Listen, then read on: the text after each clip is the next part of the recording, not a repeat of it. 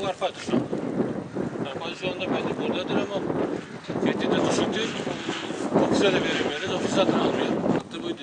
Şimdi buğday arpa almışız. Ofise veremiyoruz ya da o fabrikalarına veremiyoruz. Verdiğin zaman da şimdi bekliyor. Kilo belli yok.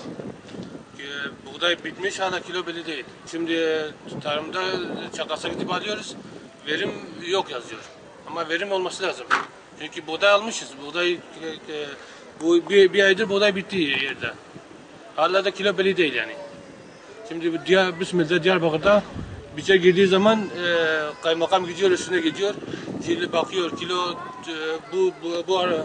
bu araziden diğer araziden şey yapıyor. Kilo belirliyor. 450 ise 460 ise ne kadarsa veriyor o. Bizim burada daha belli değil. Hiçbir şey yok yani. Burada biçerler girdiği zaman birisi 15 birisi 10'dur. Ama Bismillah reistir yani kaymakam ne verirse odur. Yani bakmamsa hepsi şu anda. Çiftçiler herkes ne yapıyorsa yapsın yani.